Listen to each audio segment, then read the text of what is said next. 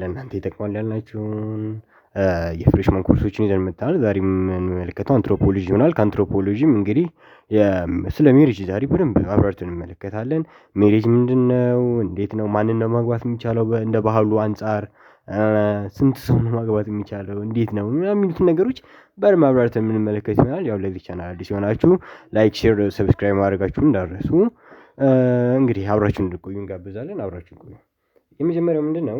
ሜሬጅ ስንል ሜሬጅ በሁሉም ቦታ ላይ ያለ ነው ማለት እስካሁን በተደረገው አንትሮፖሎጂስቶች ባጠኑ ጥናት መሰረት ሜሬጅ የሌለበትን ቦታ ሊያገኙ አልቻሉም። እስካሁን በሆነ ፎርሙን ሊለያይ ይችላል፣ ቅርጹ ሊለያይ ይችላል፣ ግን በሁሉም ቦታ ላይ ያለ ነገር ነው እና ያው ዩኒቨርሳል ነው ብለን መውሰድ እንችላለን ማለት ነው ካልቸር ላይ ስንመለከተው። ነገር ግን ማለት የሜሬጆቹ አይነት ይለያያል ማለት ሜሬጅን እንዳጠቃላይ ዩኒቨርሳል ነው ብለን እንወስደዋለን እንጂ ኢንዶጋሚ ኤግዞጋሚ ምናምን እያልን እንከፍለዋለን። በዛ እነዛ ደግሞ ያው ይለያያሉ። ምክንያቱም አንድ ቦታ ያለ አይነት የሆነ የሜሬጅ አይነት አለ፣ ሌላ ቦታ አለ እና ያው ሁሉም ላይ አንድ አይነት አይደለም ፎርሙ። ግን እንዳጠቃላይ ሜሬጅ የሚለው ተርም ዩኒቨርሳል የሆነ ካልቸር ማለት እንችላለን እና the ritual of marriage marks change in status እዚህ ጋር እንደሚለው ማለት ነው።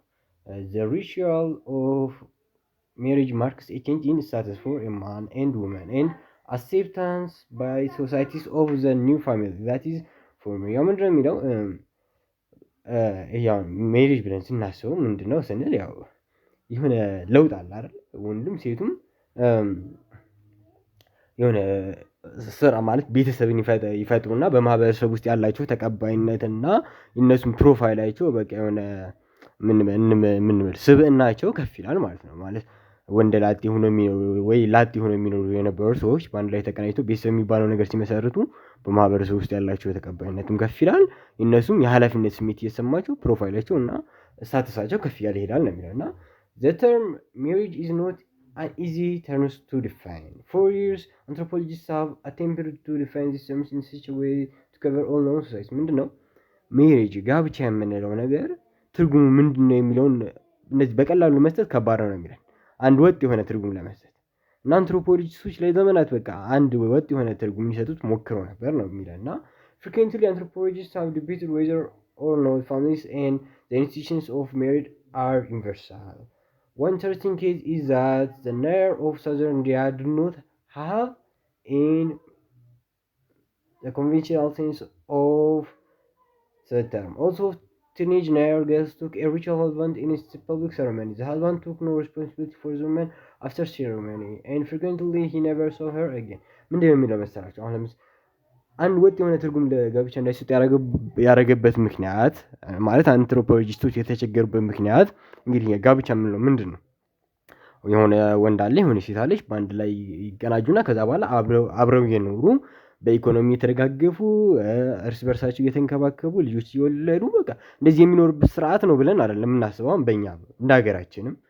ግን አንትሮፖሎጂስቶች አሁን እንደ ዓለማችን እንደ አጠቃላይ ሜሬጅ የሚሆን ተርም እንደዚህ እንዳይሰጡ አለ ናይር ኦፍ ሳይዘር ኢንዲያ ናይር በሚባል ይሄ በደቡባዊ የህንድ ክፍል ላይ የሚገኙ ጎሳዎች ናቸው እና በእነሱ አሁን ይህንን ትርጉም የሚያፋልስ አይነት የሜሬጅ ስርዓት አላቸው ነው የጋብቻ ስርዓት። በእነሱ ምን ይደረጋል መሰላችሁ? አንዲት ሴት ወንድ ታገባለች እና ከዛ ወንድ ጋር ከተጋቡ በኋላ ግን ያ ወንድየው ከጋብቻ በኋላ መልሶ ማያየትም ከዛ በኋላ አይገናኙም። በቃ የዛን ቀን ይገባሉ። እሷም ስለሷ ማለት አያስተዳደራትም። ምንም የሚያቀርበው ነገር የለም። አብረው አይኖሩም። ከዛ በኋላ ይታያዩ። እንግዲህ በጣም ለየት ያለ ነው አይደል? አሁን እኛ እንደምናውቀው እንግዲህ አብረው ይኖራሉ፣ እርስ በርስ ይረዳዳሉ ነው። በእነሱ ደግሞ አብረው አይኖሩም። በቃ ተለይቶ ነው የሚኖሩ፣ ሌላ ቦታ ነው የሚኖረው ማለት። ስለሆነ ይሄ አሁን አንድ ወጥ የሆነ ትርጉም ለመስጠት በጣም አስቸጋሪ አድርጎባቸዋል ነው የሚለው እና thus the Nair do not have marriage according to our definition. Is no economic cooperation, regulation of sexual activity, cohabitation or expectation of permanency. ምንድነው እንግዲህ እኛ በመደበኛው የኛ የጋብቻ ትርጉም አሰጣጥ መሰረት እነዚህን ባህል ከመዘም ነው ጋብቻ ነው ልንል አንችልም ማለት ነው አይደል? ነገር ግን ለነሱ ጋብቻ ነው። ስለሆነ አሁን አንድ ወጥ የሆነ ነገር ለመስጠት ዴፊኒሽን ለመስጠት አስቸጋሪ ያደርግብናል ነው። ምክንያቱም ኢኮኖሚክ ማለት በገንዘብ መረዳዳት የላቸውም፣ ልጅ ምናምን አይወልዱም በአንድ ላይ ሆነው እና መተጋገዝ በቃ ቋሚነት ነገር የላቸውም እና ይሄ አስቸጋሪ ያደርግብናል ነው እና እንዳጠቃላይ ይሄ ነው ያለው ነገር። ከዛውም ውጪ አሁን እንደምንመለከተው ጋብቻውን በተለያዩ አሉ። በቃ ማለት አንድ ወጥ እንዳንሰጥ የሚያደርጉን አሁን በምዕራቡ ዓለም አሁን እንደምናየው ማለት የተበላሹ ባህሎች አሉ አይደል? አሁን የወንድ ለሆነ ፊት ለፊት ምናምን የምንላቸው እንግዲህ በህግ ፈቅደው ሁላ የሚያጋባሉ ማለት ነው። ይሄንን አሁን በአውሮፓ ምናምን ስንመጣ ስለሆነ አሁን እነሱ አሁን ጋብቻን ወደ ሌላ ትርጉም እየወሰዱት ስለሆነ የተለየ ነው ማለት እንችላለን ማለት ነው። ወደ ሩልስ ኦፍ ሜሪጅ ደግሞ ሲመጣ ሶሳይቲስ ኦልሶ ሃቭ ሩልስ ዛት ስቴት ሁም ዋን ካን ኤንድ ካንኖት ሜሪ። የተለያዩ ማህበረሰቦች ስለ ጋብቻ ምንድን ነው የሚለው ነገር የተለያየ አስተያየት ይሰጣሉ። ማለት አንድ ሰው ማንን ነው ማግባት ያለበት ማንን ነው ማግባት የሌለበትም የሚለውን አብዛኛው ሁሉም በቃ የራሳቸው አላቸው እና every society know to anthropology has established for itself some types of rule regulating mating ምንድን ነው የሚለው ሁሉም ማህበረሰብ ስለ ጋብቻ እና ስለ ጾታዊ ግንኙነት የሆኑ ገደቦችና ህጎች አሉት እና በእነዛም መሰረት ነው ሰው የሚካሄደው ነው የሚለው እና the most common form of prohibition is mating with a certain type of kin that are defined by the society as being inappropriate sexual partner ምንድነው በሁሉም ማህበረሰብና በአብዛኛው ማህበረሰብ ውስጥ ያለ ማህበረሰብ የማይቀበለውና የማይደግፈው የጋብቻ አይነት ቢኖር በቤተሰብ መካከል ያለ ማለት በአብዛኛው ማህበረሰብ ውስጥ በቤተሰብ መካከል ይሄ ጾታዊ ግንኙነት እንዲኖር አይፈለግም ማለት ክልከላ አለ ማለት ነው እና ይሄ ደግሞ ምን ብለን እንጠራዋለን አለ ኢንሰስት ታቡ ተብሎ ይጠራል። ከዘመዶቻችን ጋር መጋባት ወይም ከቅርብ በቃ ይሄ የደም ግንኙነት ካለን ማለት ነው የዘር ሐረጋችን አንድ ከሆነ ሰዎች ጋር መጋባትን የሚከለክለው ኢንሰስት ታቡ ብለን እንጠራዋለን እና the most universal form of incest taboo involves mating between the member of immediate nuclear family ምንድን ነው የሚለው ያው ኢንሰስት ታቡ እንዳልኳችሁ በዘመዶች መካከል መጋባትን የሚከለክል ህግ ነው። ከሱም ውስጥ አሁን ከኢንሰስት ታቡም ውስጥ አሁን በጣም ደግሞ ታዋቂ ሆነውና በብዙ ላይ የሚተገበረው ምንድነው ይሄ ኒውክሌር ፋሚሊ ማለት ማን ነው እናት አባት እና ልጅ ማለት ነው እና ማለት አሁን ለምሳሌ አባትና ልጅ መጋባት አይችሉም እናትና ልጅ መጋባት አይችሉም። ይሄ በቃ በሁሉም ማህበረሰብ ላይ በአብዛኛው የዓለማችን ማህበረሰብ የሚተገበር ነው። ነገር ግን እዚህ ጋር እንደሚለን there are a few striking examples of marriage between members of immediate families that violate the universality of the incest taboo ግን ይህን ስንል በሁሉም ላይ አለ መንል አንችልም። ምክንያቱም አሁን በአንዳንድ ሀገሮች ላይ አሁን እህትና ወንድም ሲጋቡ እናያለን። ምክንያቱ ያው ከበፊትም ጀምሮ ኢትዮጵያ ውስጥ አንዳንዴ እንደዚህ ነገር የሰማ አሉ በታሪክ ነገር ነው ምንድነው ፎር ፖለቲካል ሪሊጂየስ ኦር ኢኮኖሚክ ሪዝን ሊሆን ይችላል ማለት በፖለቲካ ምክንያት ሊሆን ይችላል። አሁን የሚገቡት ማለት አንዳንድ የሆኑ ጸቦች ተነስተው ወይ ደግሞ የአልጋ ወራሽነቱን ዙፋኑ ሌላ ሰው አሳልፎ ላለመስጠት የሚደረግ ጋብቻ ሊሆን ይችላል። በሃይማኖታዊ ምክንያት የሚደረግ ጋብቻ ሊሆን ይችላል። በኢኮኖሚክ ሪዝንም ሊሆን ይችላል ነው የሚለን እና በዚህ ምክንያት እህትና ወንድሞችም እነዚህ ኒውክሌር ፋሚሊ የምንላቸውን እህትና ወንድም ነው። እንግዲህ እስካሁን አንትሮፖሎጂስቶች ባደረጉ ጥናት እስካሁን ያልተገኘ ቢኖር እንግዲህ አባትና ልጅና እናትና ልጅ የተጋቡበት እስካሁን ሊገኝ አልቻለም በአንትሮፖሎጂስቶች ጥናት። እህትና ወንድሞች ግን የሆኑ ሰዓት አልፎ የሚገኝበት አለ እና በግብጽ ላይ ማንሳት እንችላለን። በኢንካስ በሚለው በሐዋያንስ የሚላቸው በእነዚህ በአሜሪካ አካባቢ የሚገኙ ናቸው እና እንግዲህ በእነሱ ላይ በታሪክ ክስተት ላይ እንግዲህ ተፈጥሮ እንዳለፈ ነው እዚህ ጋር የሚነግረና ስለሆነ ከዚህ ተነሰን ሜሪጅ is therefore a permanent legal union between a man and woman ምንድነው ጋብቻ የምንለው ዘላቂ የሆነ በወንድና በሴት መካከል ያለ በህጋዊ መሰረት ያለው ግንኙነት ነው የሚለው በዚህ ላይ ማለት ነው እና is an important institution without which the society could never be sustained ምንድነው ያው ያለ ጋብቻ ማህበረሰብ እንደ ማህበረሰብ ሊቀጥል አይችልም ነው የሚለው። ምክንያቱም በቤተሰብ ምክንያት ነው አዳዲስ ትውልዶች የሚፈጠሩት የሚለው ነው እግዚአብሔር የሚገልጽልና ከዚህ በመነሳት ማህበረሰብ ውስጥ ማን ነው ማግባት ያለበት የሚለው የተለያዩ ማህበረሰቦች የተለያዩ ትርጉም ይሰጣሉና እስኪ ምንድነው የሚሉትም እዚህ ጋር ነው በደንብ እንመለከታለን። የመጀመሪያው ኤግዞጋሚ ይባላል። ኤግዞጋሚ ማለት ምንድነው this rule by which a man is not allowed to marry someone from his own social group ምንድነው በኤግዞጋሚ መሰረት አንድ ሰው ከራሱ ጎሳ ወይም ከራሱ ከአካባቢው ሰው ማለት ነው ማግባት አይችልም ማለት ነው። ኤግዞጋሚ የሚተገበርባቸው አካባቢዎች ወይም ባህል ላይ ምንድነው የሚለው መሰላችሁ አንድ ሰው ማግባት የሚችለው ከሱ አካባቢ ውጭ የሆነ ሰው ነው። በሱ እንደሱ ሆኑ በሱ መካከል ያለውን ሰው ማግባት አይችልም ነው የሚለውና such prohibited union is designated as incest. Incest is often considered as sin. Different scholars are trying to find out the explanation behind this prohibition. How incest came into occupation. ለምንድነው ከተባለ በማለት በአካባቢ ሰው ጋር ለምን መግባት የማይቻል ከተባለ ምክንያቱም በቃ የአካባቢ ሰው ሲባል ልክ እንደ ዘመድ ነው የሚቆጠረው እና ከዘመድ ጋር ደግሞ መጋባት እንደ ኃጢአት ስለሆነ የሚቆጠረው ብዙዎቹ ማህበረሰቦች ይህንን ይከለክሉታል ነው የሚለን እና ኢንፋክት there are some definite reason for which practice of exogamy goes approval they are ምንድነው እንግዲህ ለምን እንደሚተገበረው ብለው አንትሮፖሎጂስቶች ይህን ነገር ሲያጠኑ የተለያዩ ነገሮች አሉ እና የመጀመሪያው ምንድነው የሚለው መሰላችሁ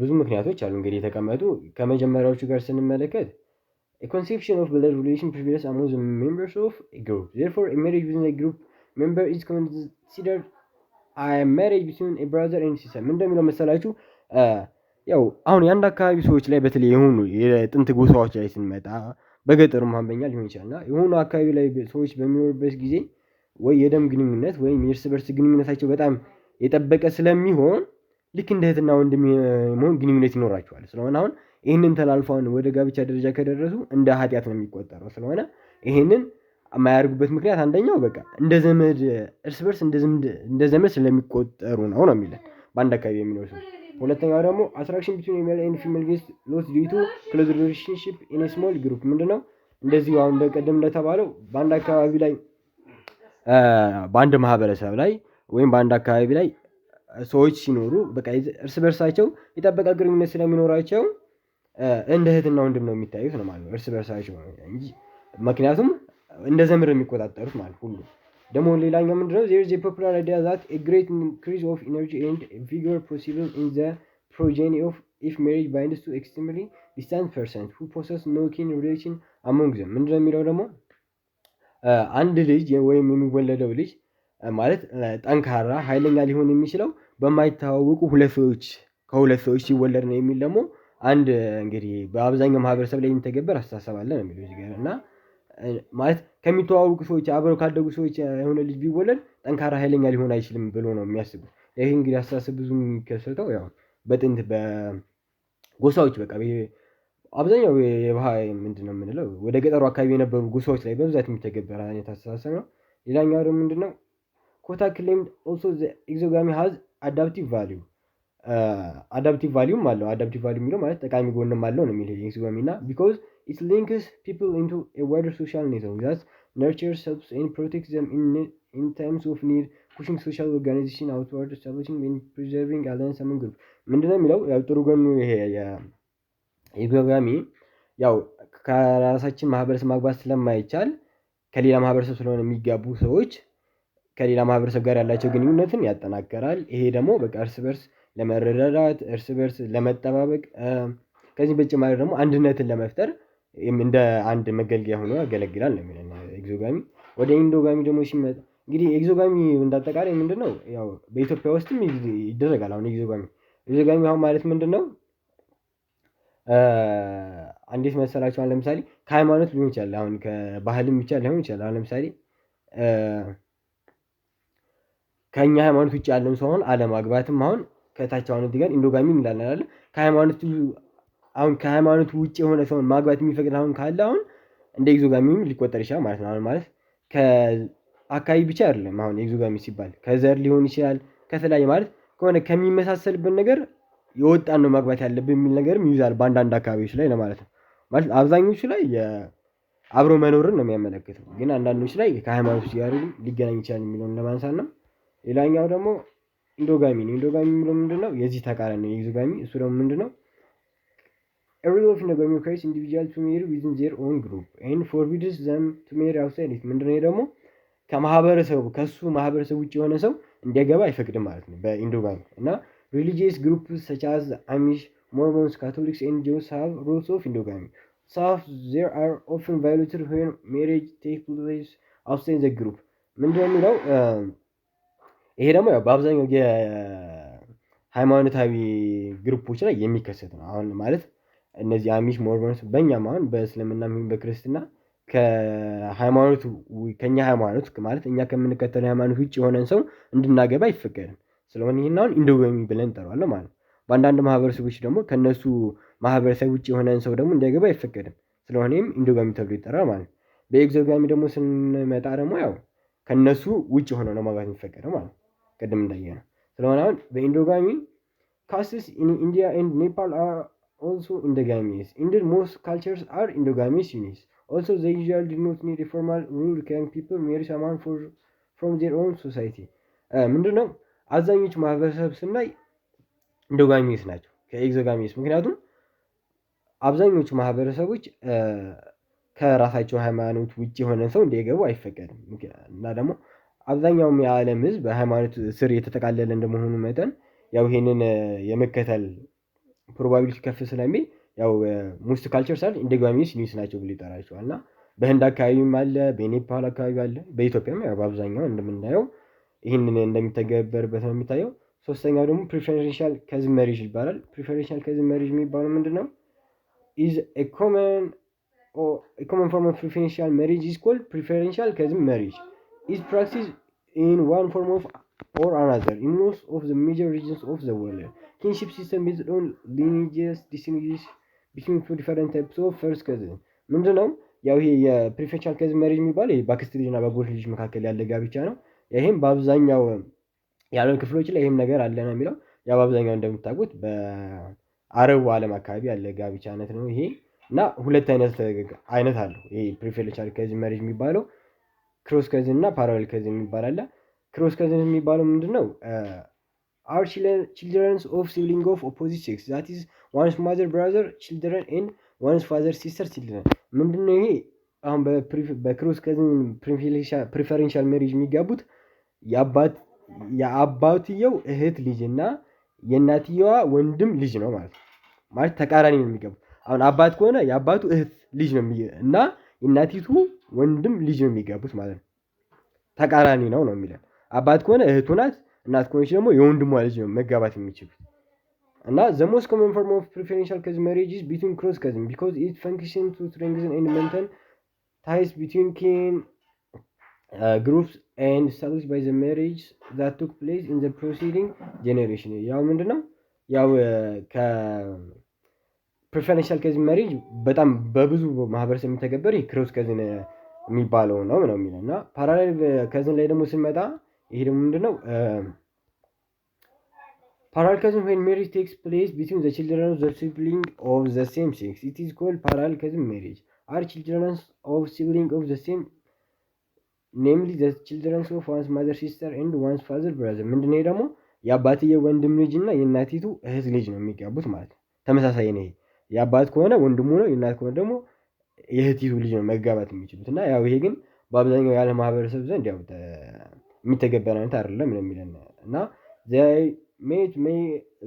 mate may come either from one's father brother children or mother sister children ነው የሚለን እዚህ ጋር። እና a much less common form of cousin marriage is parallel marriage። ያው እንዳልኳችሁ ያው በብዙ ተቀባይነት ያለው አይደለም፣ ግን በአንዳንድ ቦታዎች ይተገበራል። በኖርዝ አሜሪካ ይተገበራል ነው የሚለን። እና ይሄ ነው የሚያመለክተው። ሌላኛው ምንድነው? ዘ ሊቨሬት ኤንድ ሶሮሪቲ ይባላል። ሊቨሬት እና ሶሮሪቲ የሚለው ምንድነው የሚለውን ስንመለከት የመጀመሪያው ሊቨሬት ኢዝ ዘ ከስተም ዌር ባይ ኤ ዊዶው ኢዝ ኤክስፔክትድ ቱ ሜሪ ዘ ብራዘር ኦር ሄር ኦፍ ሄር ዴድ ሃዝባንድ። ምንድነው ይሄ ደግሞ? ሊቨሬት የሚባለው አንድ ሴት ባል አግብታ እየኖረች ያለ ባልየው ከሞተ የባሉን ወንድም ወይም ዘመዱን የምታገባበት ስርዓት ነው። ይሄ ሊቨሬት ተብሎ ይጠራል። እና ዩዥዋሊ ኤኒ ችልድረን ፋዘርድ ባይ ዘ ዊመንስ ኒው ሃዝባንድ አር ኮንሲደርድ ቱ ቢንግ ሌጋሊ ዘ ዴድ ብራዘር ራዘር ዛን ቱ ቢ ዘ አክቹዋል ጄኔሬተር። ምንድነው ይሄ? ያው ለምን እንደሚገቡ ሰው ሲታሰብ በአብዛኛው ማህበረሰብ ውስጥ አሁን ለምሳሌ ባልየው ሲሞት ልጆች መቼም ካሏቸው ሌላ ባል አግብታ ያው ልጆቹን ላይንከባከባቸው ይችላል፣ ልጆቹን ሊያመቹ ይችላል ተብሎ ስለሚታሰብ፣ ወንድሙ ግን ከሆነ የባልየው ወንድም ወይም ዘመድ ከሆነ ግን ያው እንደ ልጆቹ ሊያሳድጋቸውና ሊያያቸው ይችላል በሚል አስተሳሰብ በአንዳንድ የዓለማችን ማህበረሰብ ጎሳዎች ውስጥ የሚተገበር ነው። እና such a custom both serves as a form of social security for the widow and her children and preserve the rights of her husband family to her sexuality and future children. ምንድነው የሚለው? ይሄ የሚተገበረው አብዛኛው ከጋብቻነቱ የበለጠ ጥበቃ ለመስጠት ነው ማለት ለዊዶዋ እና ለልጆቹ ማለት ነው። እና የእነሱን መብት ለማስጠበቅ እና ንብረታቸው ምናምን ለማስጠበቅ ነው በአብዛኛው የሚተገበረው ነው የሚለው። ሶሮሪቲ ላይ ስንመጣ ሶሮሪቲ የሚባለው ምንድነው? which comes into a play when a wife dies is the practice of a widow marrying the sisters of his deceased wife. ምንድነው ደግሞ በተቃራኒው አንድ ሰው አንድ ባል ሚስቱ ስትሞትበት የሚስቱን እህት ወይም ዘመዶች የሚያገባበት ስርዓት ነው እና in the event that the deceased spouse has no siblings, the family of the deceased is under a general obligation to supply some equivalent relative as a substitute። ምንድነው የሚለው ግን አሁን ለምሳሌ ሚስቲቱ የሞተችው ሚስት እህት ከሌላት እንግዲህ የእሷ ቤተሰቦች በእሷ ምትክ ሌላ ዘመድ እንዲፈጥሩ ለባልየው ይገደዳሉ ወይም ይጠየቃሉ ነው የሚለው እና for example in society that practice sorority a widower may be given as a substitute wife the daughters of his deceased wife's brother። ምንድነው የሚለው አሁን ለምሳሌ ሚስቱ ከሞተችበትና የሞተች ሚስት እህት ከሌላት የወንድሟን ልጅ እንደሚስት አድርጋ መስጠት ትችላለች ነው የሚለው እና ይሄ ነው በአጠቃላይ ስለ ሜሪጅ አይነቶች ያሉት።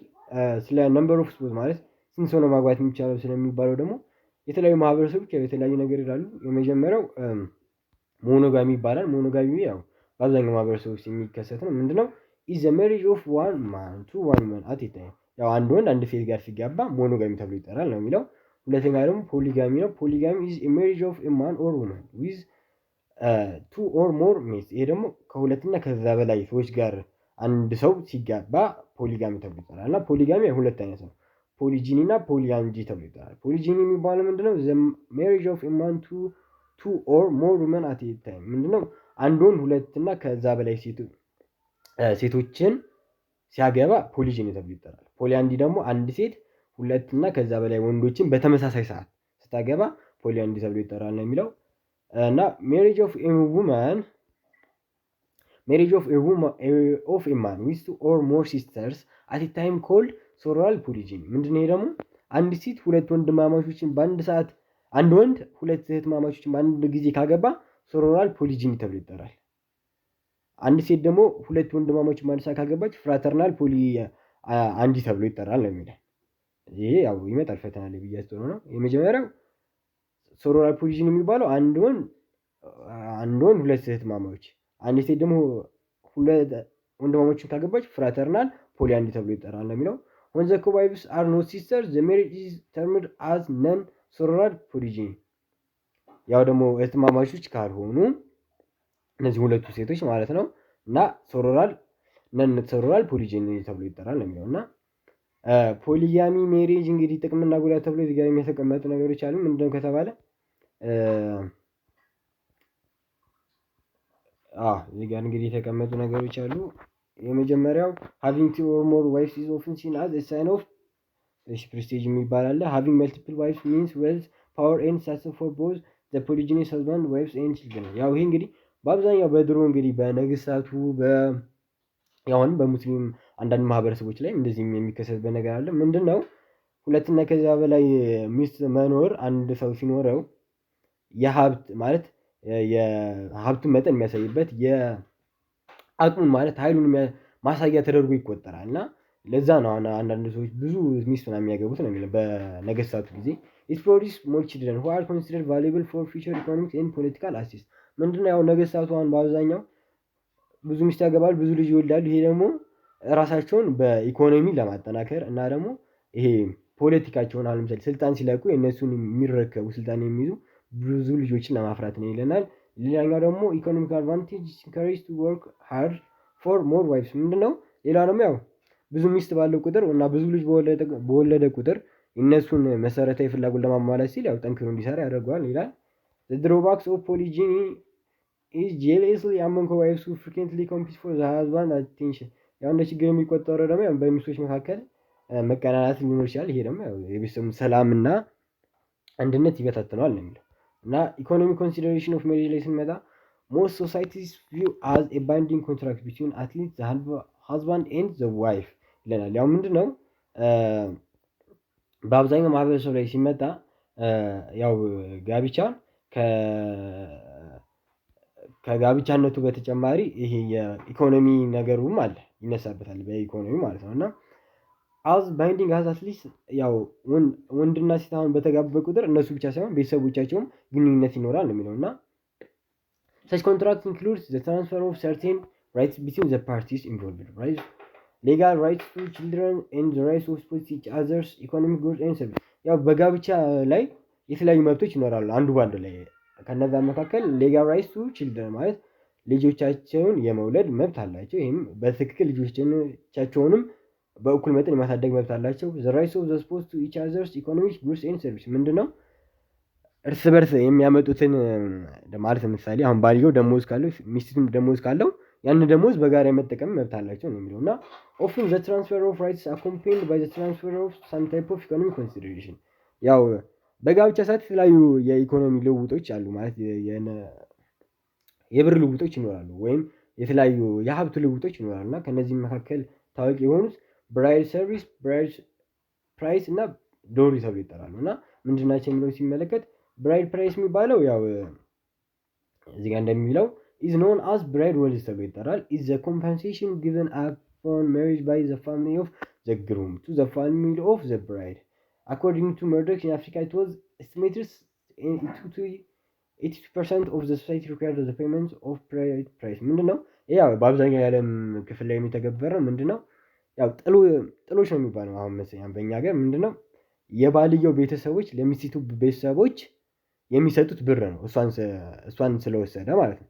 ይሄ ያው እንደ ካሳ ተደርጎ ይቆጠራል ማለት ሚስቱን በሚወስድበት ሰዓት ለሚስቱ ቤተሰቦች የሚሰጥ ብር ብራይድ ፕራይስ ተብሎ ይጠራል ነው የሚለው እና anthropologists identified a number of important factors that the institution of bride price performs for the well-being of the society ለምንድን ነው የሚተገበረው የሚለውን ያው አንትሮፖሎጂስቶች የተለያየ ጥናት አድርገዋል ማለት ለማህበረሰቡ የሚሰጠውን ጥቅም በተመለከተ ማለት ነው እና የመጀመሪያው ብራይድ ፕራይስ ጥቅም ተብሎ የተቆጠረው it can be seen as a security or insurance for the good treatment of the wife ምንድነው ለሚስቱ ለሚሰጠው ጥሩ ባልየው ለሚስቱ ለሚሰጠው ጥሩ ክብካቤ እንደ ኢንሹራንስ ወይም እንደ ማስያዣ ተደርጎ የሚቆጠር ነው የሚለው አሁን የሚሰጠው ብር ማለት እንደሚሰጠው ብር መጠንና እንደሚሰጠው ብር ይሄ እንደ ዋስትና ሆኖ ያገለግላል ነው የሚለው ሌላኛው ደግሞ as mechanism to stabilize the marriage by reducing the possibility of divorce ምንድነው ደግሞ ሌላኛው ጋብቻ ይሄ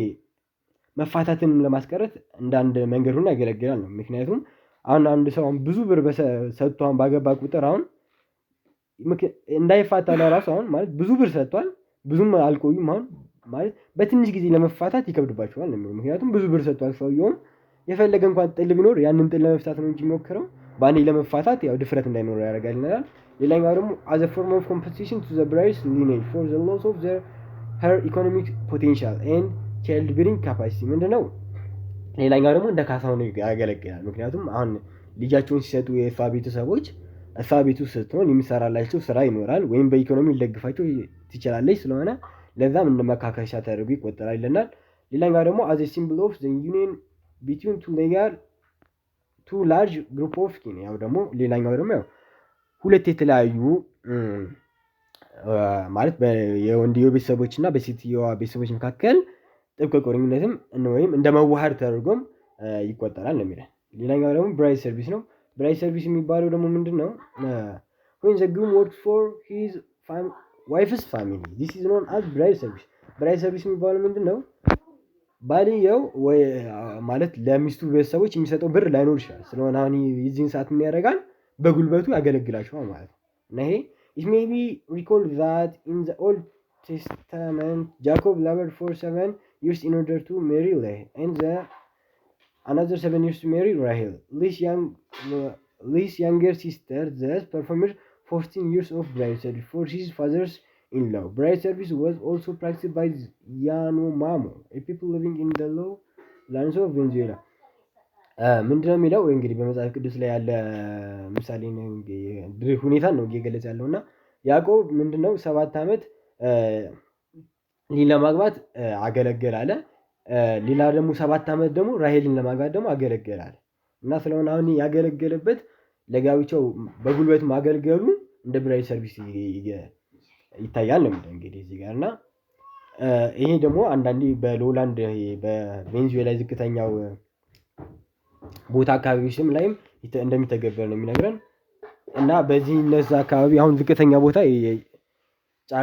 የጫካ የነበሩ ቦታዎች ናቸው እነዚህ ቬንዙዌላና ምንድነው በሱ አሁን ብራይዱ ይባልየው ለቤተሰቡ የሚያገለግለው ይሄ በማደን እንስሳቶችን በማደንና ያው ምግቡን በማቅረብ ለሷ ቤተሰቦች በብራይድ ሰርቪስ ያገለግላል ነው የሚለና ሶስተኛው ዶሪ ነው ዶሪ የሚባለው ምንድነው ያው ይሄ አንኮመን ነው ማለት በብዙ ላይ አይተገበርም ምንድነው ግን a door involves a transfer of goods or money in the opposite direction from the bride family to the groom's family ምንድነው ይሄ ደግሞ ሴቷ ለወንድየው ብር ስትሰጥ ለወንድየው ቤተሰቦች ነው ብር የምትሰጠው ማለት ነው። በተቃራኒ ያው በአብዛኛው ወንድየው ነው ለሴት የሚሰጠው፣ በዶሪ ግን ከተመጣ ሴቷ ናት ለወንድየው የምትሰጠው ነው የሚለው። ያ ሄደው የሚተገበረው በአብዛኛው በህንድ አካባቢ ተገበረ። ምክንያቱም ያው አብዛኛው እንደውም የህንድ ማህበረሰብ ብዙ ስራ የሚሰሩትና የሚለፉት በተለይ ሴት ልጅ ያላቸው ከሆነ በጣም ይቸገራሉ። ምክንያቱም ለወንድየው የሚሰጥ ብር በጣም ስለሚከብድባቸው አብዛኞቹ እንዲያውም ለዛ ነው በጣም በርተው የሚሰሩትም የሚል ነገርም እዚህ ጋር ተቀምጧል። እና ሌላኛው ደግሞ ስለ ከጋብቻ በኋላ የሚኖርበት አካባቢ ነው። እንግዲህ ፖስት ማርሻል ሬዚደንስ የሚለው ነገር አለ። እዚህ ጋር ደግሞ ምንድነው ከተጋቡ በኋላ የት ነው የሚኖሩት የሚለውን ነገር የሚያመለክት። የመጀመሪያው ፓትሪሎካል ሬዚደንስ ይባላል። ይሄ ምንድነው the married couple lives with or near the relatives of the husband's father። ይሄ ደግሞ ምንድነው እነዚህ አዲስ የተጋቡት ባለትዳሮች የሚኖሩት ከባልየው አባት ዘመዶች አካባቢ ነው የሚኖሩት ማለት ወይ እነሱ ጋር ነው የሚኖሩት ወይ እነሱ አካባቢ ነው የሚኖሩት። የተጋቡ ሰዎች ከባልየው አባት ዘመዶች አካባቢ ነው የሚኖሩት ወይ እነሱ ጋር ነው የሚኖሩት ማለት። ማትሪሎካል የሚባለው ደግሞ ምንድነው the married couple with or near the relatives of the wife። ይሄ ደግሞ ከሚስትየዋ ዘመዶች አቅራቢያ ወይም ከሚስትየዋ ዘመዶች ጋር ሲኖሩ ማትሪሎካል ሬዚደንስ ተብሎ ይጠራል። ሶስተኛው አቭኒኮሎካል የሚባለው አለ።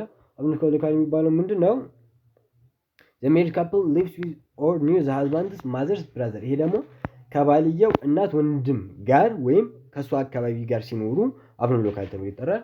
አምቢሎካል ወይም ባይሎካል የሚባለው the married couple have a child of living with the relatives of the wives። እዚህ ጋር የሚለው ምንድነው እዚህ ጋር እንደሚያመለክተን በአምቢሎካል ስንመጣ እነዚህ የሚተጋቡ ሰዎች የመምረጥ መብት አላቸው ማለት ማን ጋር እንደሚኖሩ ወይ የባልየዋ ቤተሰቦች ጋር ይኖራሉ ወይ ሚስትየው ቤተሰቦች ጋር ይኖራሉ ማለት ነው። ኒው ሎካል ላይ ሲመጣ ደግሞ the married couples forms an independent place of residence away from the relatives of either spouse። ምንድነው ይሄ ደግሞ ከሁለቱም ቤተሰቦች ርቀው ሲኖሩ ነው ኒው ሎካል ሬዚደንስ የሚለው። አምቢ ሎካል መርጠው ሲኖሩ ነው ከሁለቱ አንዱ፣ ኒው ሎካል ደግሞ ርቀው ሲኖሩ ነው። ይሄ ደግሞ ያው ከሁሉም ከአይነቶች በጣም በዝቅተኛነት የሚተገበር ይሄ ኒው ሎካል የሚባል ነው። አብዛኞቹ ያው ወይ አቅራቢያ ይኖራሉ ቤተሰብ አቅራቢያ ወይም እነሱ ጋር ይኖራሉ ነው የሚለን። እና በአጠቃላይ ስለ ሜሪጅ ያለው ነገር ይሄ ነው።